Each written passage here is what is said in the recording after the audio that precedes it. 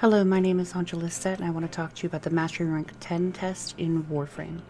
This particular test, you can do it by shooting the enemies, relatively easy, or you can use your abilities in this, so there are a lot of Warframes that are viable.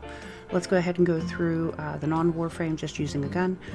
For this, there are 9 floating platforms, and when you touch a platform, there's an 9 second timer that it starts, and the platform will disappear from beneath you. The best course of action is to go around and shoot 2 to 3 enemies per platform, and that'll give you plenty of time, and you won't have to worry about keeping an eye on the platforms. With there being 15 enemies to kill and 9 platforms, 2 to 3 is going to give you plenty of time to get it done. Make sure that you do use a rapid fire non-shotgun, and you should have no problem. Now, if you wish to use abilities rather than weapons, a basic build would be to increase your range. So the first thing you want to do is stretch max rank if you can. That'll give you 145 on your range.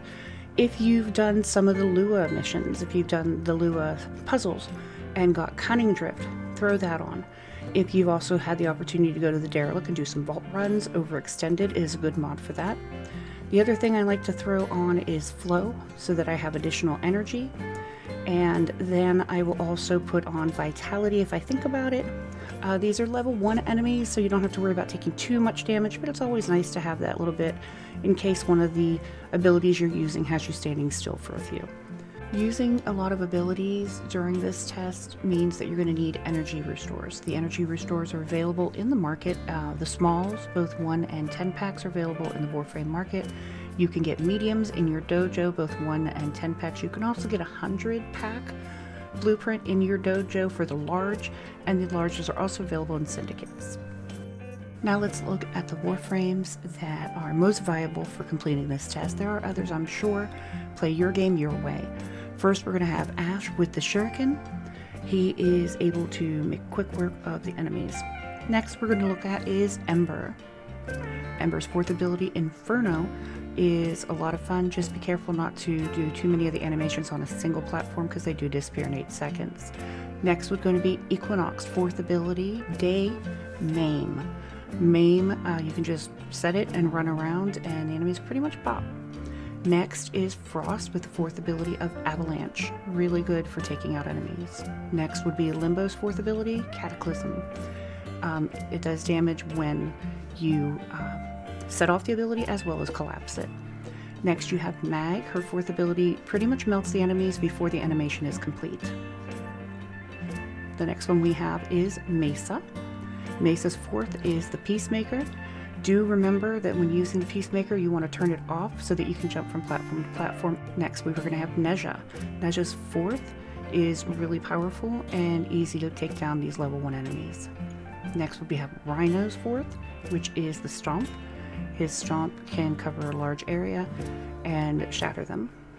Next, we have Saren with her Miasma. Her 4th ability, it covers a lot of area, and with level 1 enemies like this, again, it's going to take them out pretty quickly. Volt, you're going to want to use his 1st ability, not his 4th. His 4th won't reach up on the platforms. His 1st ability will take them out quickly. Next we have Zephyr. Zephyr's 4th ability can be used. Be careful though if you are aiming it, if the enemy moves, or if you actually hit one of the corners of one of the platforms, it may actually set off somewhere wrong. The last 2 frames we're going to look at actually use their abilities to bypass the requirements of the test.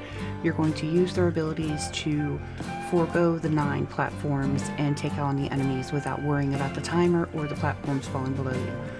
Keeping in mind that Warframe is a constantly evolving game, and at any time the developers can remove the abilities for these 2 frames to be used in the tests and in the actual practices, so don't rely on it 100% to cheese your way by. But that in mind, the first one is Ivara. Ivara has one of her arrows is a zipline, and the zipline can be used to go above the platforms and thus not starting the timer. You don't have to worry about setting off or the platforms falling, so you can just go ahead and take on the enemies that way. The second one is Titania. Titania With her fourth ability, her Razor Wing, it is going to have not only the ability for you to fly above the platforms and not worry about them collapsing, but you also have her Razor Flies, which are attacking the enemies. So you're shooting and they're attacking, so it's actually one of the fastest ways to complete the test. And that's everything on Mastery Rank 10 that I can think of. I'm sure there are other frames that would be viable. If so, put them in the comments down below. Let me know.